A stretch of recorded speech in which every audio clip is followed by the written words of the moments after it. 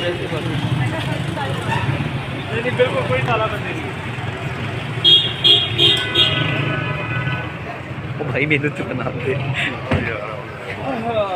आ जाए भाई इधर भाई इधर भी आ जाओ यार।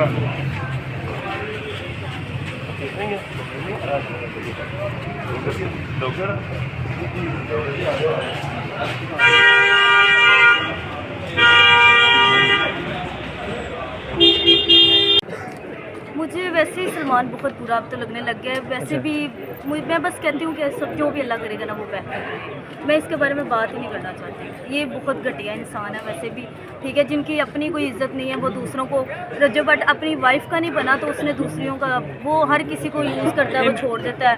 और जितना अच्छा बनता है ना, मैं मुझे इतनी इजाज़त नहीं है, वरना मैं इसकी ऐसी ऐसी वीडियो दिखाऊँ ना कि ये लोग भी परेशान हो जाए, और लोग उनको पता नहीं क्या स्टार समझ के बैठे हुए हैं। मेरे सामने जो उनकी औकात है ना, मुझे अच्छे से पता है। अच्छा फयाज भाई, मुझे बताइएगा कि आपकी तल्ख कलामी किस वजह से हुई थी? कलामी की कोई वजह नहीं, क्योंकि अपनी रिमार्क्स ही ये है। आपने देखा कि हमने अदालत में पूरा आधे घंटे से ज्यादा कितना पेशेंटली पूरे आर्गुमेंट को सुना, ठीक है, और अदालत का डेकोरम को ऐसे ट्रीट कर रहे हैं कि जैसे हम उनसे कानून पढ़ने आ रहे हैं।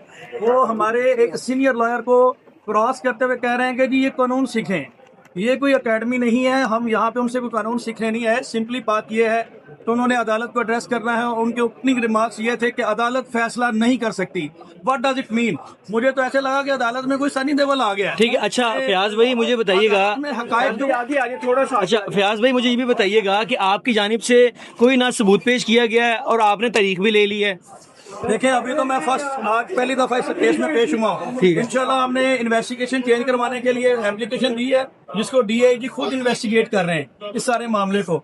और पुलिस ओपिनियन अदालत के ऊपर बाइंडिंग नहीं है। हम इसी अदालत में टाइम हमने कोर्ट ने हमें टाइम दिया है। हम नेक्स्ट डेट ऑफ हियरिंग पे आज हमने पावर ऑफ अटॉर्नी सबमिट किया। नेक्स्ट डेट ऑफ हियरिंग पे हम प्रूव करेंगे ये सारी चीजें थ्रू व्हाट्सएप चैट, अदर जो बिफोर का स्टेटमेंट है उसमें, और अदर शॉर्ट एविडेंस। फयाज भाई कितना केस स्ट्रॉन्ग देख रहे हैं?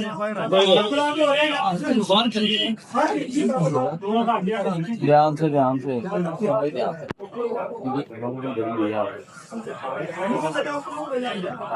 लड़ाई हो जाए बाहर आने दे, बाहर आने दे यार।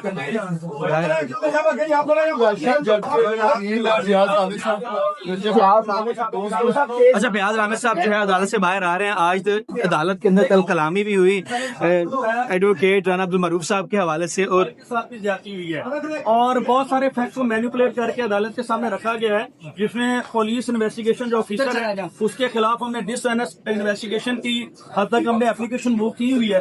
इंशाल्लाह हम दोबारा से सारे मैटर को इन्वेस्टिगेट करवाएंगे, और इंक्रिमिनेटिंग मटीरियल है वो अदालत को प्रोवाइड करेंगे। अच्छा राना अब्दुल मरूफ साहब की बात कीजिएगा, उन्होंने अदालत को ये बताया कि जो आशा जट है उसने मैसेजेस भी किए हुए थे हाय के, लेकिन उसके रिप्लाई जो है उन्होंने बड़े लेट किए। ये जरा बताइएगा। हाय के मैसेज का मतलब ये थोड़ी होता है कि उसने कहा मेरे साथ रेप कर लो। सर दो बार मैसेज करने का मतलब क्या है? देखें, हाय मतलब कांटेक्ट में तो है ना वो उसके, ठीक है, तो वो तो कह रहे हैं कि हमारा, एक तरफ वो कह रहे हैं सीडीआर में कोई रास्ता ही नहीं पाया गया, एक तरफ वो कह रहे हैं कि हाय का मैसेज है। वो तो अपनी स्टेटमेंट को खुद कंट्राडिक्ट कर रहे हैं।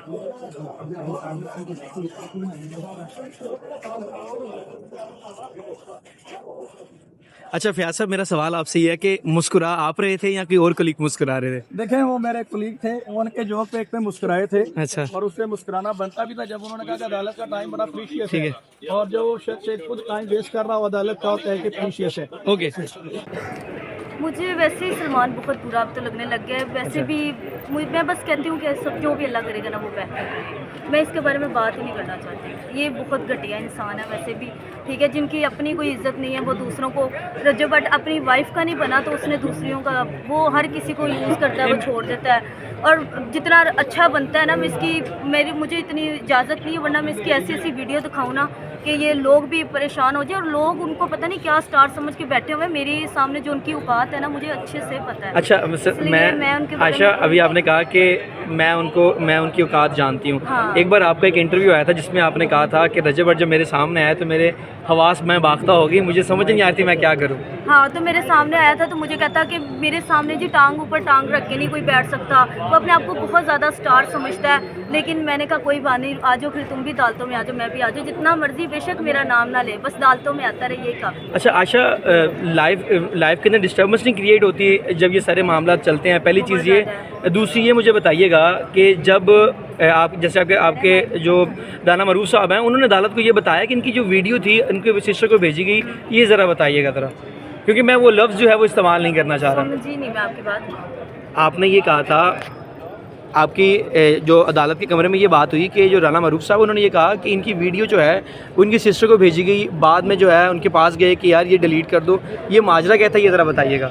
जब कोई आपको वीडियो ब्लैकमेल कर रहा हो कि मैं वीडियो मतलब लीक कर दूंगा सोशल मीडिया पे, तो मुझे लगता है कोई भी लड़की डर जाएगी। अगर देखा जाए तो कोई भी लड़की डर जाएगी। और जब वो रूम में जाएगी तो उसको तो नहीं पता कि फ़ोन रीसेट हो जाना है। उसको इतना ख्वाब आ रहा हो तो वो पहले ही अपनी रिकॉर्डिंग वीडियो बना कर रखे, वो पुलिस वालों को साथ लेके जाएगी, जी मेरा फ़ोन रीसेट हो जाना है, मेरे साथ यहाँ पे गलत हो जाना है। इतना तो किसी को ख्वाब नहीं आ जाना। किसी की डेथ होने से पहले, मरने से पहले उसको पता होता है कि उसने मर जाना है। अगर देखा जाए तो पता तो नहीं होता, जब तो अल्लाह पाक को पैसे तो नहीं दिए हुए ना, मरना तो सबने है एक दिन। ठीक है। अच्छा, मैं इसमें नाते नेक्स्ट कर देता हूँ एक्सप्लेन आपको।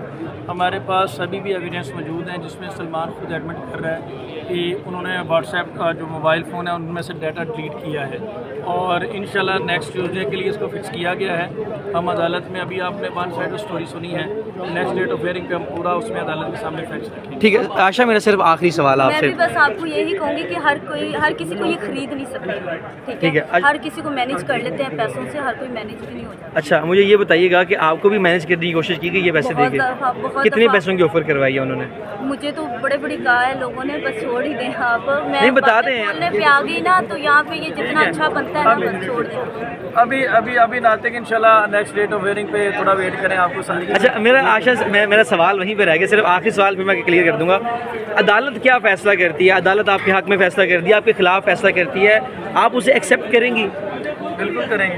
कितनी पूर्ण उम्मीद आप करेंगी? आपके वकील ने तो कह रही बिल्कुल करेंगी, आप करेंगी? बिल्कुल जैसे मेरे वकील कह रहे वैसे। थैंक मैं यू। इसका आपको जवाब दे दूं, अगर हमारी फेवर में आता तभी हम एक्सेप्ट करेंगे, अदालत के फैसला का एहतराम करेंगे। अगर हमारे अगेंस्ट आता तभी हम एहतराम करेंगे। जी बिल्कुल। दोनों सूरतों में हम एक्सेप्ट करेंगे, हमारे पास रेमेडीज मौजूद हैं, हम वो अवेल करेंगे। Thank you. फयाज भाई, आज समात के हवाले से बताइएगा। रजब जो बाकी मुल्ज़िमान हैं वो भी आज पेश हुए, और आयशा अलावा उसकी जो सिस्टर है वो भी अदालत के रूबरू पेश हुई। समात में हुआ गया? समाज में सिंपली उन्होंने अदालत के सामने अपनी सारी चीज़ें रखी हैं और बताया कि इस मुकदमे को जो है वो डिस्चार्ज होना चाहिए मुल्ज़िमान को, जिसपे हमने अदालत से टाइम सीख किया कि हम भी अपना मौक़िफ़ अदालत के सामने रखेंगे, और उसके लिए अदालत ने इस केस को नेक्स्ट ट्यूसडे के लिए एडजर्न किया है। इंशाल्लाह हम भी अपनी फेवर में जो एविडेंस है वो अदालत के सामने रखेंगे। बाकी प्रेरोगेटिव अदालत का, जो भी अदालत फैसला करे हम उसको। अच्छा फयाज भाई, मुझे ये भी बताइएगा, आज अदालत के रूबरू ये बताया कि जो जवाद है उसने उनका आयशा का फ़ोन जो है वो रीसेट किया है, आप कोई जो है सबूत पेश नहीं कर सके। इसके अलावा उन्होंने ये भी बोला कि कोई पहले भी सबूत पेश नहीं किए गए, ये ज़रा बताइएगा। भाई सबूत अभी पेश कहाँ नहीं कर सके, अभी तो हमने अदालत में नेक्स्ट डेट ऑफ हियरिंग पे हम पेश करेंगे कि आज ही सारे एविडेंस उनको दे दें। आज तो हमने उनकी बात सुनी है, अब हमने उनकी बात सुन ली है, नेक्स्ट डेट पे हम उनको रिबटल देंगे, सारे एविडेंस पेश करेंगे। आज हमने पहली डेट पे तो सारी चीज़ें मुँह मांगी मुरादें नहीं ना मिलती। नेक्स्ट डेट ऑफ हियरिंग पे हम कॉन्फिडेंट हैं, हम इलिसिट रिलेशनशिप के हवाले से भी, रेप के हवाले से भी, और सारी चीज़ों के हवाले से एविडेंस प्रोवाइड करेंगे अदालत में। अच्छा, मुझे ये बताइएगा कि पहले हमने कभी नहीं देखा कि वकला की अंदर तल कलामी हुई हो, और आज तल कलामी भी हुई, बात क्या थी ये ज़रा बताइएगा। देखें नातिक यार, आपने अक्सर देखा, हम तो उनको रिस्पेक्ट देते हैं, और मैं हर वकील को रिस्पेक्ट देता हूँ। मैं एक प्रोफेशनल वकील हूँ और अदालतों में रहने वाला हूँ, और मैं खुद ब्लैक कोट पहनता हूँ, तो मैं कभी भी ब्लैक कोट को लेट डाउन नहीं होने दे सकता। लेकिन अनफॉर्चुनेटली उन्होंने एक हमारे सीनियर लॉयर के बारे में, जो उनसे भी सीनियर हैं, उनके बारे में कहा जी इनको कानून सीखने की ज़रूरत है। भाई आप अदालत से एड्रेस करें, हम यहाँ से कोई आपके पास कानून पढ़ने के लिए तो नहीं आए। और इसी तरह के कंडक्ट की वजह से इनके जो सीनियर हैं मियां अली इशफाक साहब, उनका लाइसेंस पहले भी सस्पेंड हो चुका है, और जिस तरह से उन्होंने वकीलों को वहाँ पे लेट डाउन किया, और आज भी उन्होंने अदालत में ख़ुद को ये साबित करने की कोशिश की कि पाकिस्तान में सबसे ज़्यादा लॉ नोइंग यही हैं और नंबर 1 वकील यही हैं, बाकी सारे अनएजुकेटेड हैं, बाकी सबको कानून सीखने की ज़रूरत है। तो ये प्रोफेशनल बिहेवियर नहीं होता।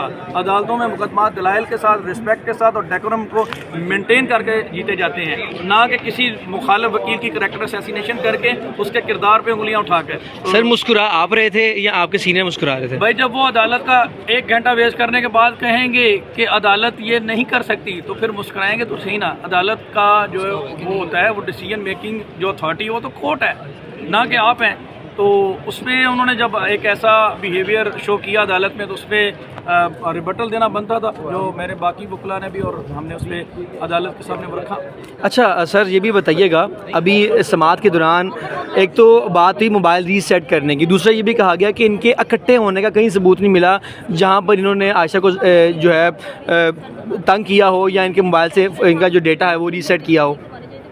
देखें ये तो अभी वन साइड स्टोरी है ना। नेक्स्ट डेट ऑफ हियरिंग पे सलमान जो है वो खुद अपनी चैट में ये बात एडमिट करता है, ठीक है, कि जी हमने फ़ोन डाटा जो है वो रिमूव किया है, और ख़ुद वो कहते हैं कि जी हमने सुलह की। आयशा तो मेरे साथ आ जाए, और वो खुद ही इस बात पर एडमिट करते हैं। आयशा 2 मिनट साथ आ। अच्छा सिर्फ 2 मिनट साथ आ जाए। और वो खुद अपनी जो है वो दलाइल में आपने ये बात रखी, उन्होंने अदालत के सामने रखी कि जो मदैया है उसने इसलिए सुलह की कि उन्होंने शादी का झांसा दिया, आपने भी वो सुना। तो जब इनका केस इतना स्ट्रॉन्ग था, इनके पास इतने, इनको अपनी इनोसेंस पे बिलीव था, तो फिर इनको सुलह करने की क्या नौबत आ गई?